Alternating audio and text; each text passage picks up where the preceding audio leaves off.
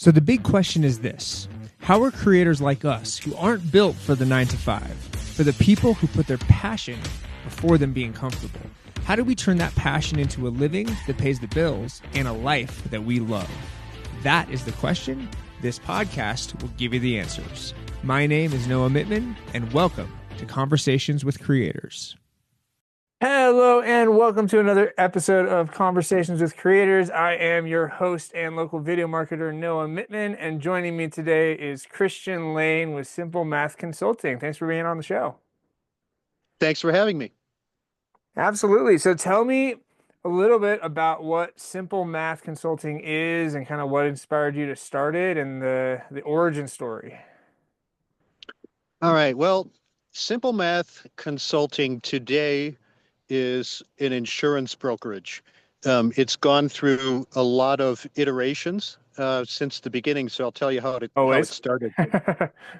How it all started was I used to have a winery called Simple Math Cellars, and people would ask me all the time, "Oh, so you must be a math teacher or something?" And I said, "No, it's a philosophical name."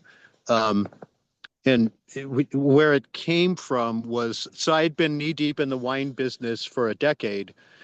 And in my travels, I encountered so much complicated hot air Hmm. about it. And usually this would manifest at tastings, right? I would pour wines, other people's wines, and then my wines at award ceremonies and things for countless people who would ask me the most ridiculous questions. I remember one time in San Francisco, I had won a gold award and I was pouring, and this girl, I think she had just turned 21, maybe. She said, "So what's the residual sugar of this Chardonnay?" And I said, "Oh my God, let me see. Let me pull up the tech sheets. Yeah. I didn't bring them with me. Well, let me pull it. Oh, 0.87." And she's like, "Oh, well, I can't taste a wine with an RS of at that level." I thought to myself, "Oh my God, she left." So, what what I what my takeaway was it really, it's not about hot air, it's not about the math, it's not about the chemistry, it's yum or yuck. You know, Right. do you like what you're experiencing, and does it represent a good value?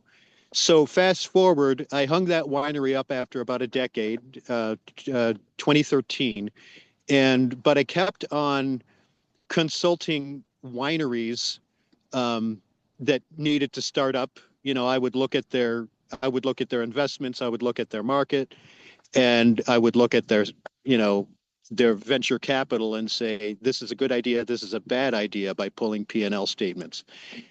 Kept on going through all of the different things that I've done. So under Simple Math Consulting, I would do business setup like that, compliance things. I also got into web development and all kinds of other IT sorts of things, sort of as a unicorn for small businesses in most cases. Yeah. Now, since artificial intelligence seems to have um, screwed things up for creatives, um, It I depends. I just I parlayed that name into my insurance business. Now I've been an agent for about 4 years, um, and I became independent as a broker, offering a lot of different options. But the philosophy remains the same. Yeah. Is this a reasonable situation? Does it represent a good value? And is this interaction um, reflective of the golden rule? And if so, let's get to work and let's find you something that suits you.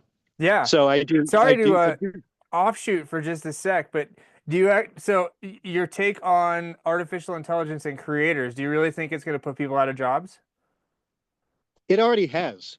Which But I so won't. I'm interested because it's from my view, as a creator, as a video creator, your what makes me stand out in my videos is my eye, which you can't recreate with, I mean you can, but like it's not going to be the same with AI. I'm not super worried about it, to be honest. I think it's going to help with some of the more mundane parts of creating, but not the basis. But like, or sorry, the essentials. What how have it has it impacted you at all? It has as a web developer, sure. Oh I mean, yeah, I for remember, sure. yeah, I was sitting next to somebody that you probably know, but I just won't drop his name. Everybody knows this guy. Um, he's very tall, and that's the only tip I'll give you. Oh, okay, he makes energy bars. Okay, and that's the last Oh, got it, tip got I'll it, give you. got it. He's my buddy. I'm sitting next to him at the Muddy Buck, and he's like, hey, it's been a while. What are you doing? I said, I'm building a Shopify website. He's like, oh, that's cool. That's cool. And we're sitting there working for 15 minutes. He turns to me and he goes, oh, Chat GPT just built me a website in 5 minutes. I was like, oh my God. Shit. Okay. But now to address your perspective about the being the creative, Yeah, that cannot be replaced, right? I right. still contend that I can build a better website than AI Oh, can 100%. You could, well, because because like you can't when you build a website, I'm sure there's a bit of it that's like the soul is there, the yeah, human eye is there. It's not just the blanket AI. yeah, there's nuance. There's the origination of thought. Right, What is AI but a curation of other people's original thoughts? right, right. So, and right, and that sort of slips over the line of the C inside a circle, if you know what I'm saying. But recent developments in that world, not to get too off topic, are coming back around to correct that Hmm. situation. Um, but you know, I mean, I think it's unavoidable for sort of template driven, Yeah. convenience oriented, low cost, Fiverr types. No, it's totally AI, true. I think unless you have a real skill and real talent with what you're doing, yeah, um, then yes, you're in trouble. But if you've honed enough to where you're like really fucking good at what you're doing and you have a voice and you have a style, that can't be replaced. exactly. And and my skills and talents are hard won. I came from the web development agency world. Um, earned my stripes as a Google partner, earned my stripes as a Shopify expert, Nice. and I was always an early adopter. You know, LinkedIn, I beta tested it. Facebook, Oh wow, you beta tested Bandcamp. LinkedIn. What year was that? Geez, I can't remember. It was back in the 'Cause I've been on LinkedIn forever, but it wasn't like beta tested level. I think it was in the early 2000s. Yeah, It was yeah, yeah. just like I I was had, still in I was still in middle school. yeah. I had gotten out of college, undergrad in the mid 90s, and we were working on VAX workstations with dot matrix printers and all that sort Yeah. of thing. So, You've I was had you've there when had the you've had quite the career uh rainbow or whatever, friggin' vastly different things over the years. I love it. yeah, Multi-passionate. yeah, I had a girlfriend who called me a Renaissance man, and I Oh, said, well, 100%.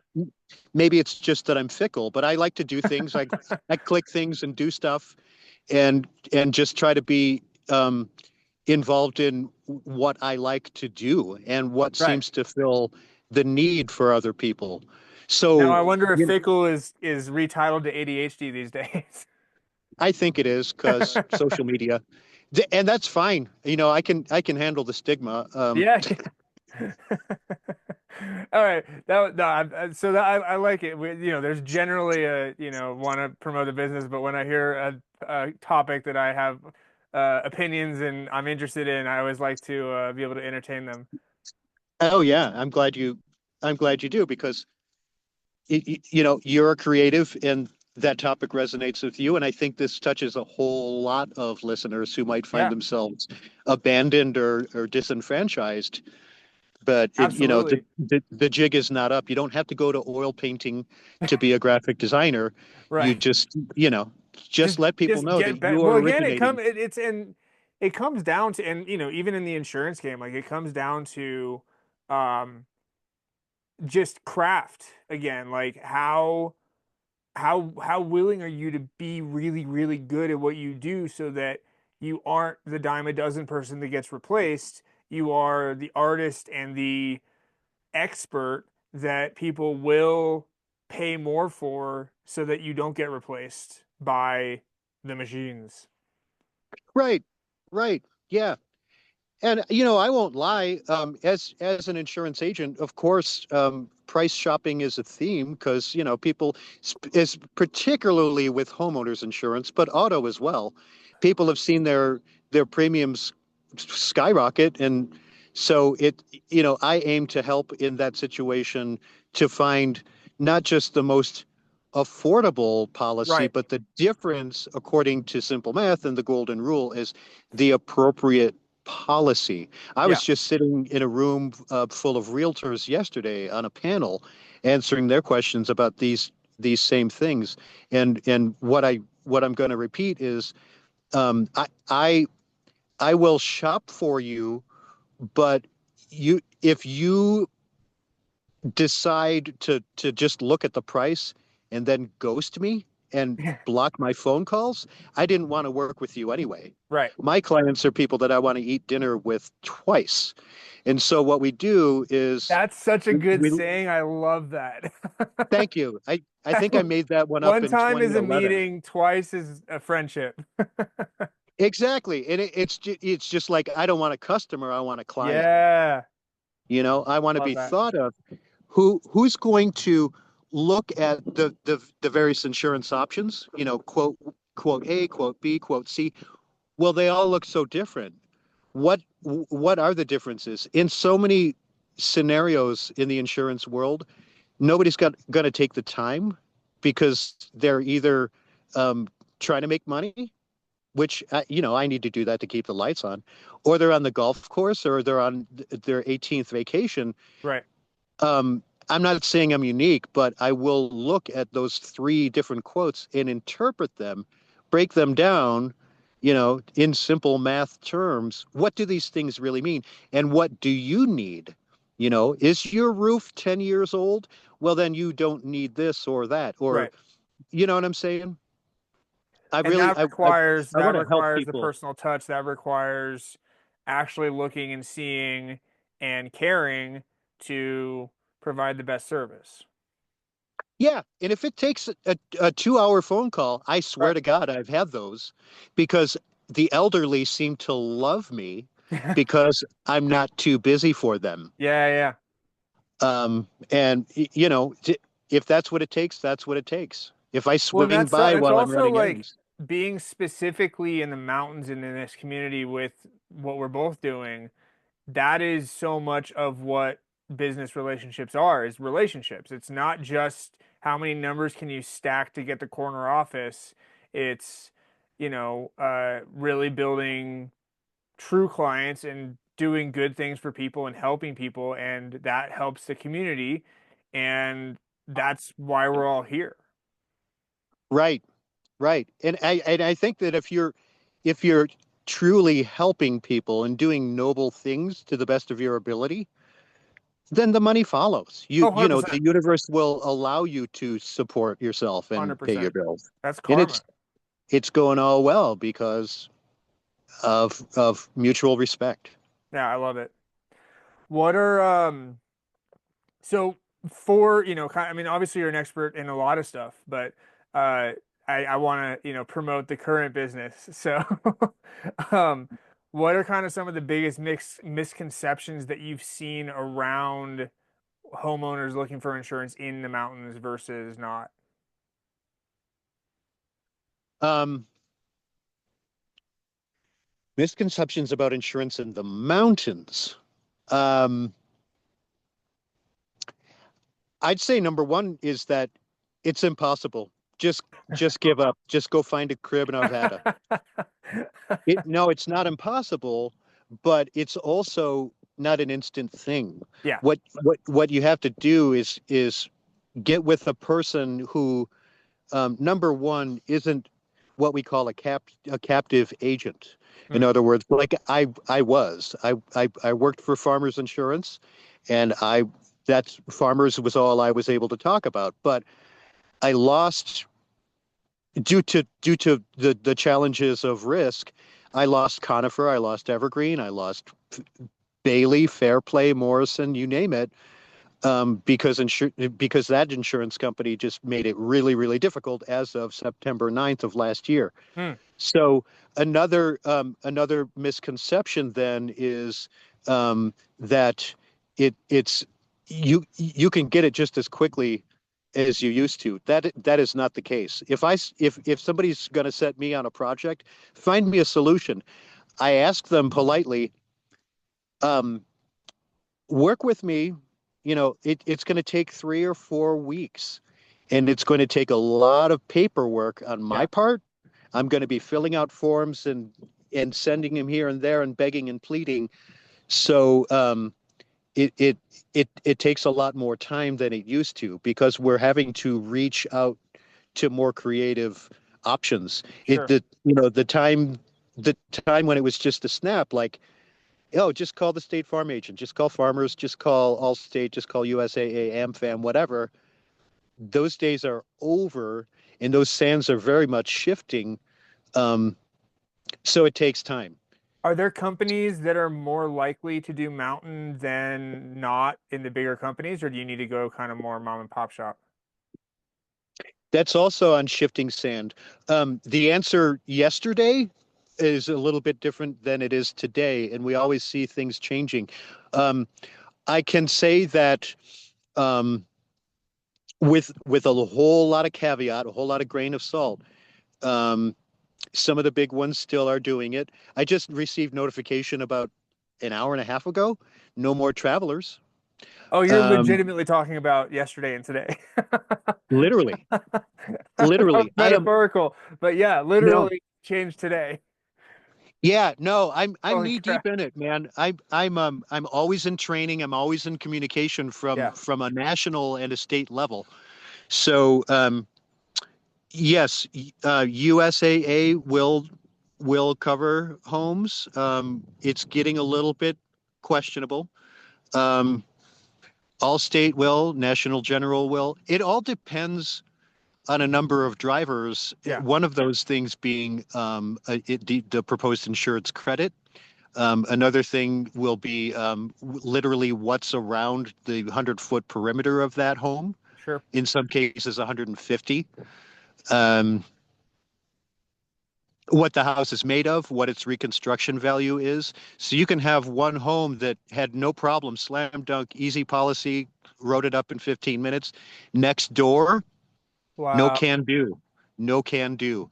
And in fact, I told the realtors yesterday at Coldwell Banker, um, I worked with a home over on Circle Drive off of 103, Um, Relatively.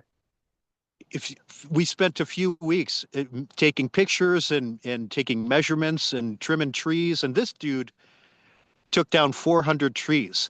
And Wow. I To battled try with and get underwriting insurance or just for management? to, to try to get insurance. And Wow. I battled with the underwriters, which are people that you are not allowed to speak with, for about 5 weeks. And I finally learned, nope, no can do. Well, I just saw that homeowner in Safeway 3 days ago, and he said, "Hey, guess what? Yeah, I did find a policy. It was with Farmers." Well, excuse my French, but how the hell Right. did did the underwriters tell me, a farmer's agent, no, and then a different farmer's agent, yes?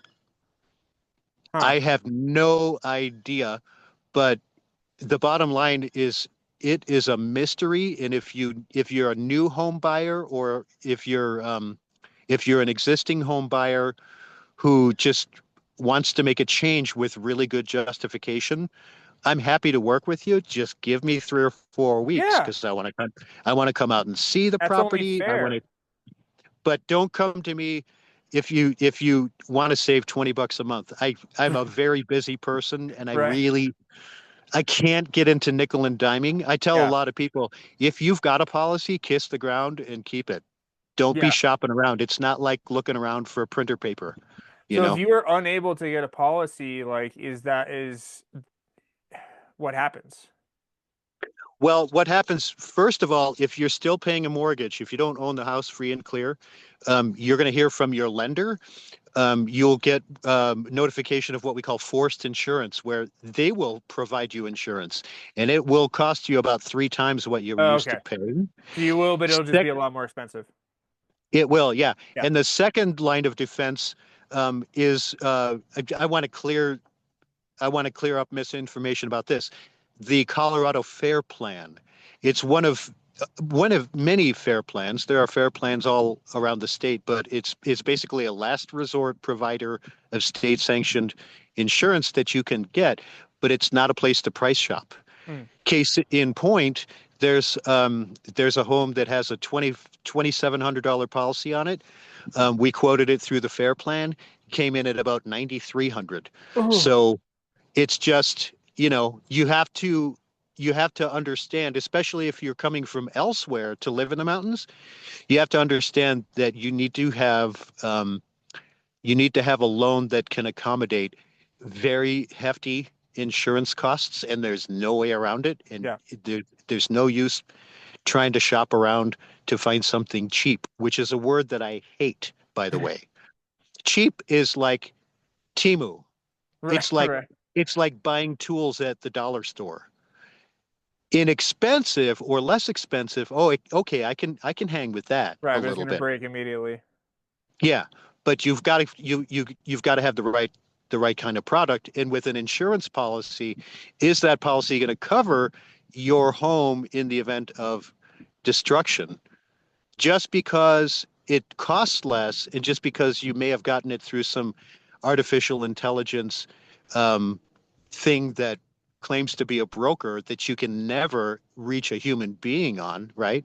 Press one for English and get a response 3 days later from somebody in Bangalore. I Right. mean, that's not insurance. No. Um, you want to get the right policy that covers you, that protects you in the event of loss. That's all that insurance is. Yeah. Re, re, re, putting you back in a place of wholeness. That's what indemnification means. Restoring you to wholeness. Yeah. So what should people be looking out for if there's like a checklist? Maybe, I mean, obviously every property is different, but is there like a basic kind of checklist for people to look out for in evaluating kind of what policy would make sense for them for the mountains? Um, Mountain properties aren't necessarily unique from city properties, but what you should always be aware of is the fact that there's going to be an inspection. After that policy is written, it's paid, or either by you or by the mortgage company through escrow. It's not over, and your agent, being a responsible person, should let you know that roughly within the month an inspector is going to come by. That person may choose to just do an exterior inspection, or 9.5 times out of 10, if the property is worth more than $1 million, there's going to be an interior inspection, and that has to do with maintenance issues and safety issues. So when you go to get a new policy, on something that you already live in or that you're newly purchasing, be aware of anything that the inspection can entail, and that's the state of the siding. Right? No insurance company is going to insure a shanty, and I've had policies get revoked because the place was just falling apart. Right. Be aware of your defensible space, which is, that area around the house that is full of combustibles. Um, as a rule of, I'm going to get back to that in a second. Yeah. Th your dryer vents need to be clean. Your electrical system needs to be up to date with at least 100 amps service. It can't be full of aluminum wires or knob and tube kind of things, throwback things. And a lot of that stuff happens in the mountains. There are these cabins that have been standing Right. forever, and or condos That that have been are here since older the than gold 30 rush. years. Yeah, we nobody can insure condos that are older than 30 years. Oh, wow. That's something to know. So yeah, just basic upkeep. Know about that. Um, and then back to defensible space.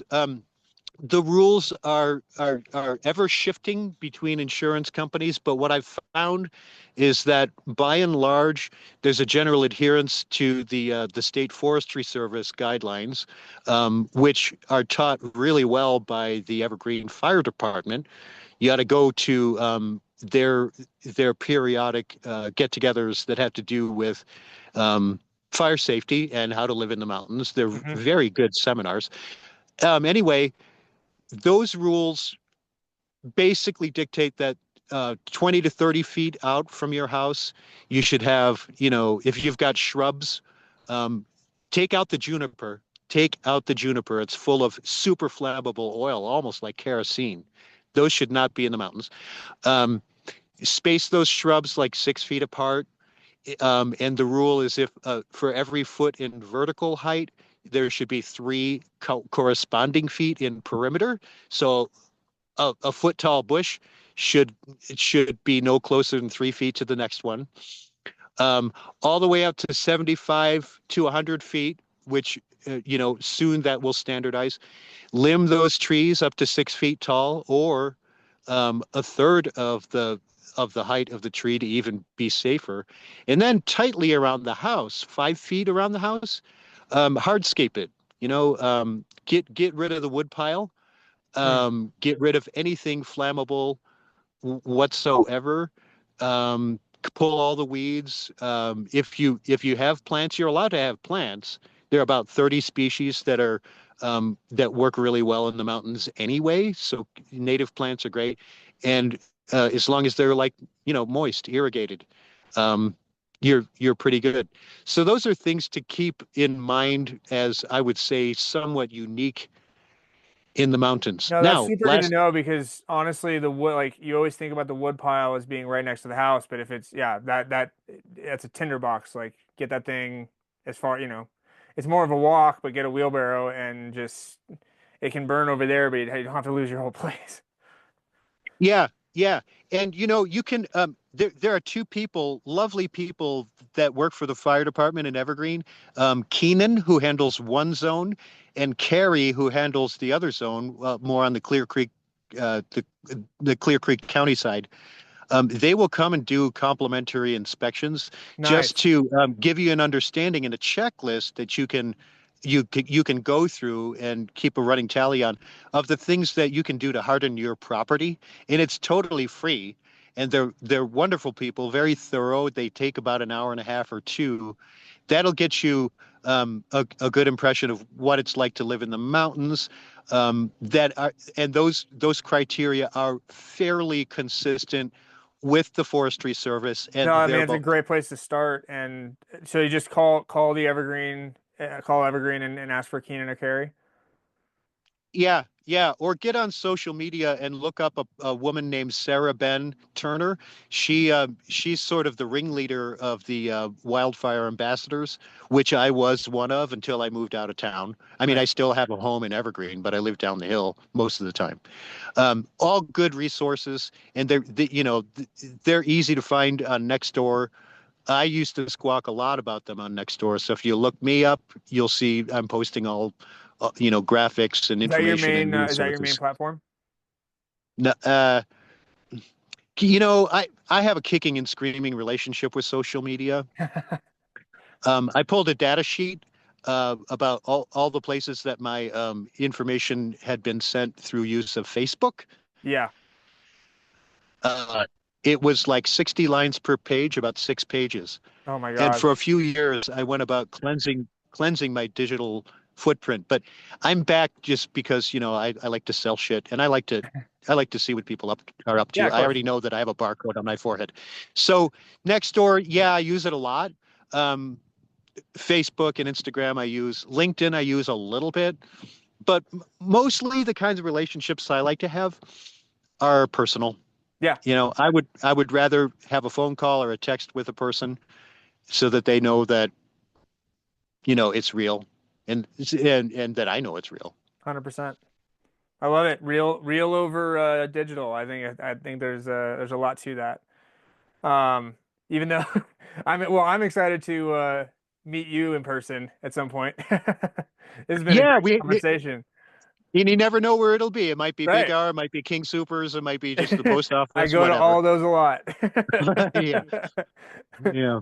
I'll kind of finish up with a couple of more personal questions. What's one of your favorite quotes and why? One of my favorite quotes. Um, I can't reuse the one I told you earlier, huh? No, what Is I that do, yeah, no, I think it's been long enough that nobody that people don't remember. Let's do it. I I I only choose to do business with people that I would hang on. I only do business with people that I would choose to have dinner with twice. I love that. Yeah. Oh, okay. I'll borrow something from Steve Martin that I say to people all the time. Because complaint is a big thing, a big theme in our society. Yeah. So, per Steve Martin, see a doctor and get rid of it. Yeah. Yeah, exactly. Similar to that, what's the title of your memoir? Um,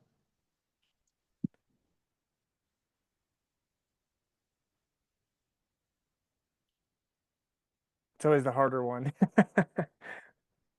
it's going to be simple math. How I learned to resist the hot air and keep pushing towards joy. That's very solid. Now I have to remember that. Yeah, exactly. Well, it's now it'll be on the internet.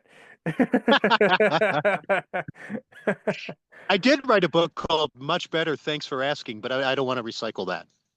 That's a great title. Thank you. What was that about? Oh, that was a compilation of my poetry and monologues that sort of traced my um, emotional journey from combat boot clad angry post punk guy to has shit more together. Much better. Thanks for asking. Yeah, that tracks.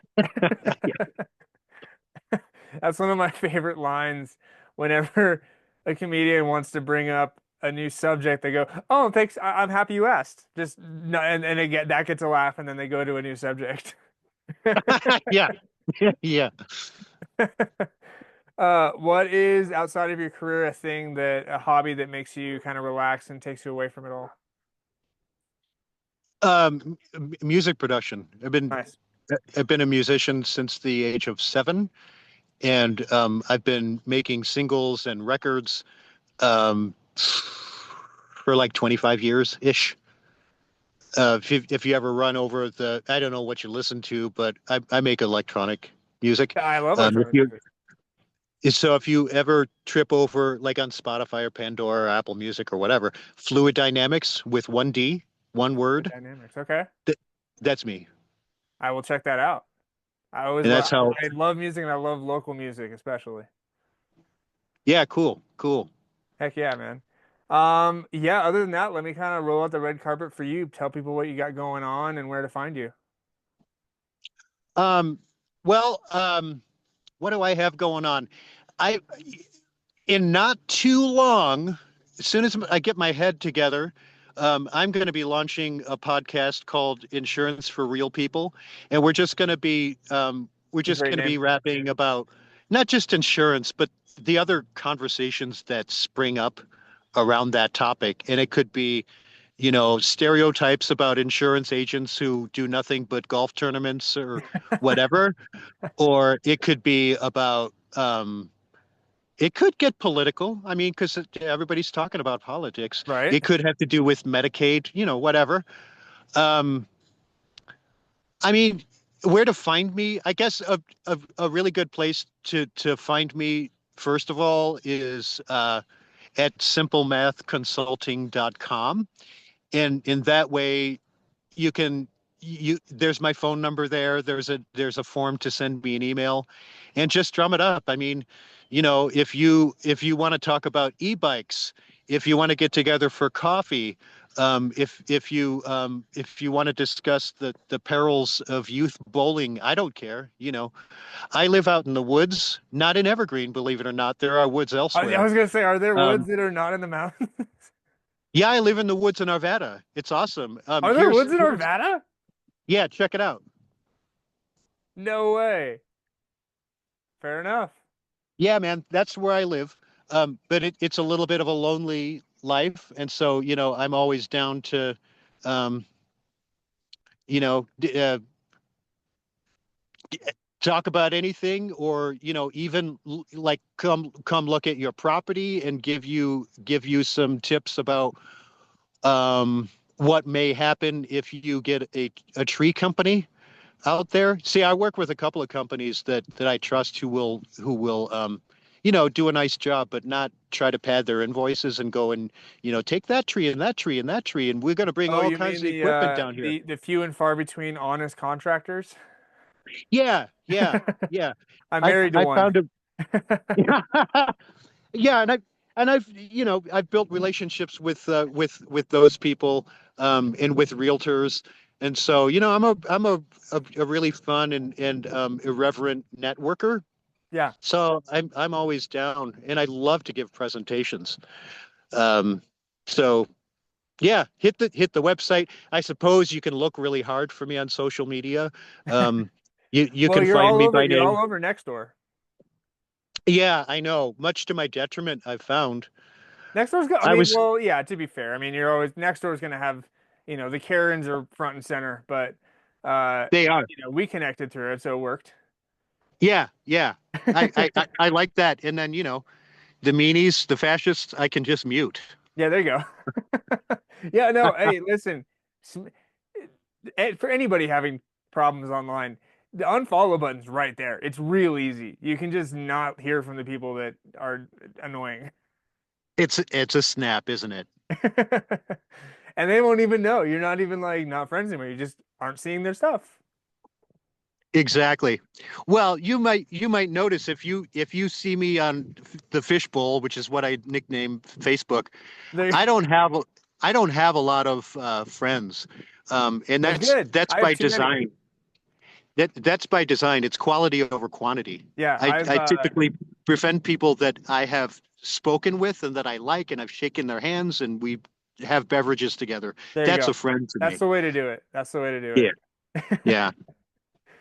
Well, hey man, this was an absolute blast. It's funny too because I like talking about insurance generally. I was like, so there's so many intricacies with the mountain stuff, but like I was definitely in learning mode today, so that was really nice. Good. Yeah. Anytime. If you hear about something on the news or whatever, or people are, you know, describing things in the checkout line that sound like hooey, let me know. And I'm not saying I know everything, but I'm really good at saying I don't know, but I'll get back to you in a half an hour, and I'll ask someone who does. Right. That's the way to do it. Yeah, man. Well, No I hot air appreciate the there. chat and the time, and for everybody watching and listening, I will see you next time.